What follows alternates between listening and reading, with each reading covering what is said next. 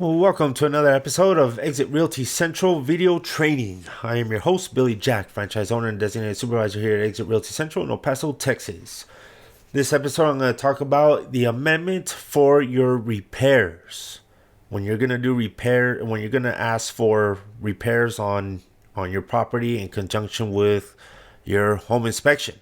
Okay, so I have an example here. This is an inspection that I performed. Okay, so this is going to look a little different because it's a different format that we use in New Mexico, and this is a different program. So this is just going to be an example. This house did have quite a bit of issues. Okay, so what you're going to do when you get the inspection report, okay, typically your buyer is going to kind of rely on you for guidance unless they're really familiar with systems and what they want fixed and all that. But usually in the case, they're going to rely on you to see what would be best to ask for. A lot of it also has to do with how much you offered, or if you offered quite a bit over, or things like that. Okay, so you're going to have to work closely with your buyer to see what you're going to want. And now typically here, I already typed out a pre-example of some of the main components. Okay, so self-explanatory. Here, of course, you're going to put the city, the street address and the city, okay? And then check this box.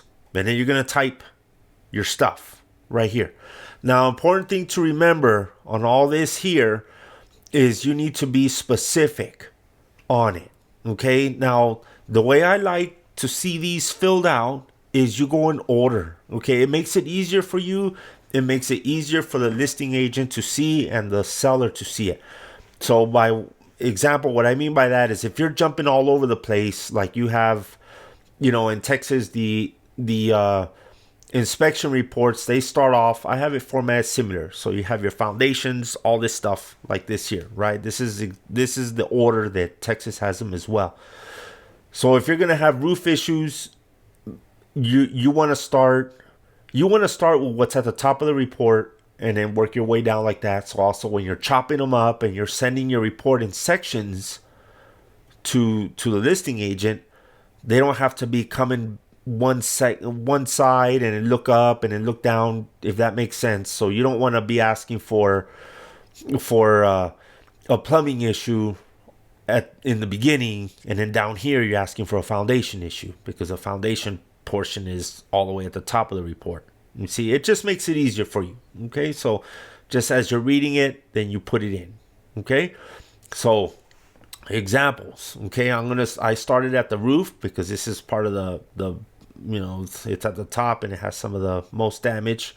Okay, so here an example is I'm gonna put tiles. You see, it has here the tiles are cracked and broken. Okay, so on the repair request, you want roofing contractor to replace broken tiles and repair the damaged sections. Okay, so see, there's also some damaged sections. Okay, right here. Okay, so see, so you want to have roofing contractor to replace it or to repair it. Okay, don't just put repair damaged section or repair broken tiles, because essentially what they can do is just glue it together. There's a lot of people that they just kind of put some sealant on the broken tiles, and that's okay with you, but I mean, you have to be a little specific with it. Okay, so I put this on big issues where you need a professional contractor to do the job. Always put it in. See, I have plumbing contractor here, HVAC contractor, and provide the paid invoices. You see that? So essentially what that's going to do is you can't really rely much on a re-inspection service. Okay, because some inspectors, they don't do re-inspection services. I myself don't do them. Okay, simply because of the increase in liability. And also, it's not just that, but if a roofing contractor goes in, you see, and I'm asking them to repair the damaged sections. So, for example, here, we have quite a bit of damage on this roof. They did some weird coating on there, and all this was very badly damaged and very spongy, and there was something going on with the structure of it. So if you just say repair it without saying a roofer, they're considering this as a repair. They already did a repair here. You see? See, this is a ground level view, and they already did some kind of repair, but there's still a lot of damage under there. Okay, so if a roofer goes, hold on. So if a roofer goes and they see extra damage that they need to fix, they're not just gonna patch it up and leave it that way, or they can, but they're gonna put on the invoice no warranty. So like that, you will see it. And also, if you do get warranties, when they do fix it, they provide 3 months or 6 month warranty, usually on patch jobs. That's what they do. Then you already have their info. Okay. So that's the point behind this. Okay. For things like that. I mean, you're not going to ask, a professional contractor to, paint a wall or something, or replace a fixture, typically not. Okay. So moving on. Okay, so replace the smoke detectors. I put that here too. So that things like that are pretty simple. Okay, so see, I kind of moved down a little bit and see there's missing smoke detectors. Okay, or they're yellow because they're already old. So you'll see a lot of that in reports. That's pretty common. Okay, missing smoke detectors or yellow. After 10 years, they start turning yellow by design. They're designed to do that, and that means that they're already coming to the end of their service life. Okay. So you don't really need somebody, an expert to do that. You can kind of go in and see that on your final walkthrough and see if there's new ones. Okay, so I just put that here. Just replace smoke detectors. Okay, no big deal. This one, okay, so on here, there's some rusting inside this unit. This is an older furnace. There's some rusting in there. Okay, so, well, it still works. Okay, this still work, but let's say your buyer's pretty concerned about that. There's some rusting in there. I'm scared of it or whatever. Okay, so I put here HVAC contractor to evaluate the furnace, perform needed repairs, and provide written paid invoices. Okay, so when they go, an HVAC contractor can fully evaluate the furnace. And they'll say, okay, well, you know what? It's fine. It does have some minor rusting, but it's fine. The HVAC contractor is still going to charge a service fee, right? Maybe $80, $100, whatever they do. And the seller can provide you with that paid invoice. There's no way to check this if they did that without having that paid invoice with an HVAC contractor license number on it. Okay? And this also gives you the opportunity that you can also call them, or your buyer can call that contractor company and say, hey, did you really go out there and check that? Okay. So that's the point of this. Okay. Replace both evaporative coolers. Okay. So moving on, came down. See, some of the evaporative coolers were a little bit rusted. Well, they had quite a bit on there, quite a bit of rusting.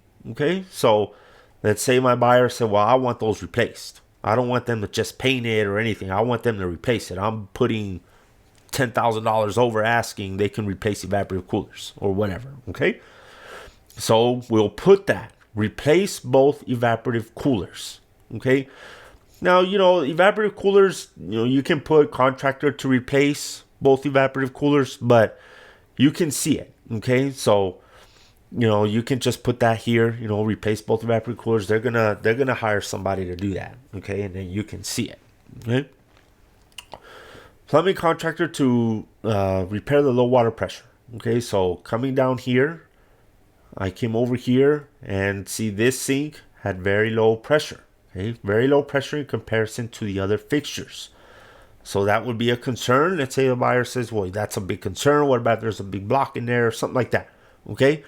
So on that one, you would need a specialist, okay, right? Plumbing contractor to repair low water pressure in the master bathroom.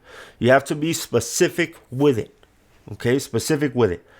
Same thing with going back real quick to the evaporative coolers. Replace both evaporative coolers, okay? So just always remember to be specific so they don't have a way out how to try to say, wow, you weren't very specific on it, okay? Because that happens quite a bit, okay?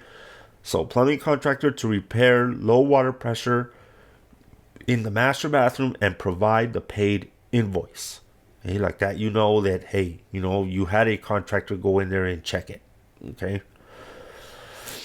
Now, let's see, plumbing contractor to evaluate and repair the water heater. Okay, so coming down right here in this comment here, electric unit, there's no hot water. Okay, no hot water was being produced at the time of the inspection. Okay, so if you get something like that, which you will, okay, so this is what I put.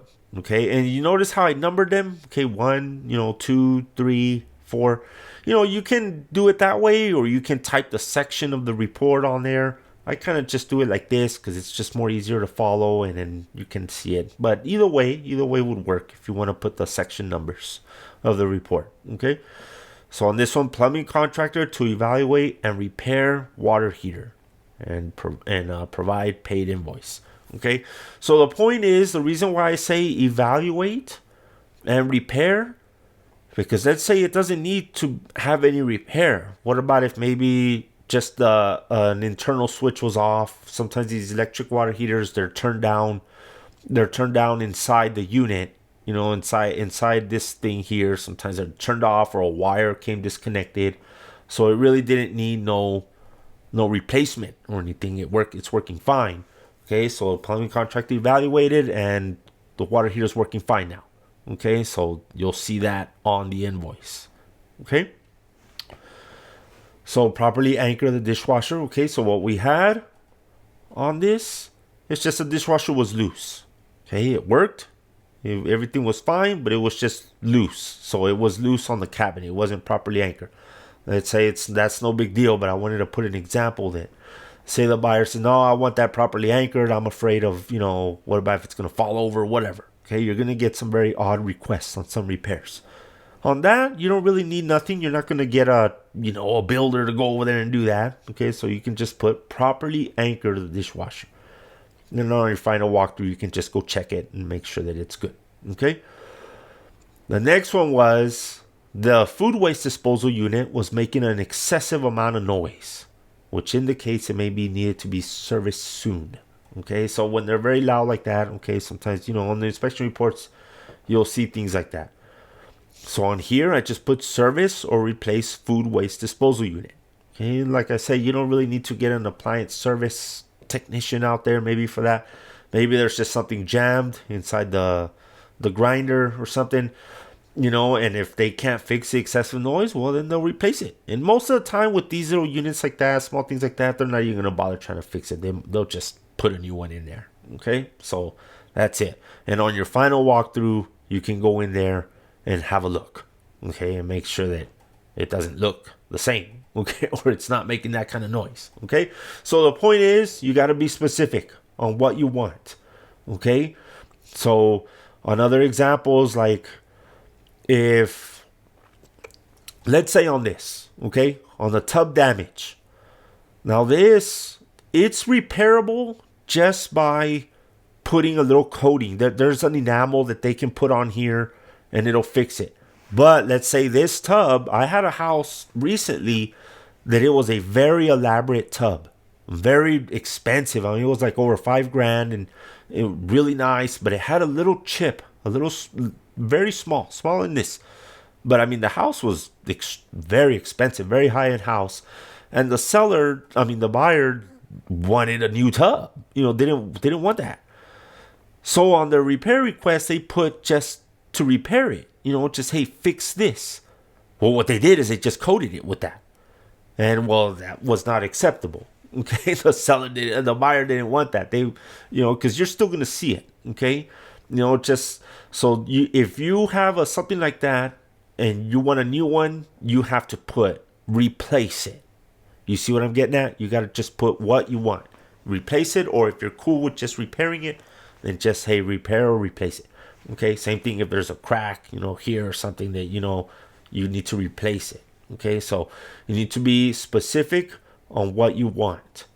Okay, so, and that's really about it. Okay, so when you have like this, on your request, just be specific exactly on how you want it. Okay, and on big issues like roofs, electrical stuff, if there's something wrong with the electrical panel, and it has double tap breakers or faulty stuff or burned wires in there, then you type it in the same way, electrical contractor. And I always use the word contractor, okay? Not just roofer, okay, but roofing contractor, okay? Because legally, when you say roofing contractor or electrical contractor or plumbing contractor, that symbolizes that they are a professional in their trade, okay? They hold the appropriate licensing, things like that. Okay, because when you just put plumber to repair or something, sometimes they'll just get a handyman or something. Okay, like that when you put paid invoices, hey, well, where's their contractor license number? Okay, so that is about it. So I hope this helps you. Okay, of course, if you have any questions or anything like that, you can always come to me and ask me. I do inspections. I'm very familiar with all this, how all those systems work. Okay, alrighty, y'all. So until next time, we'll see you on the next one.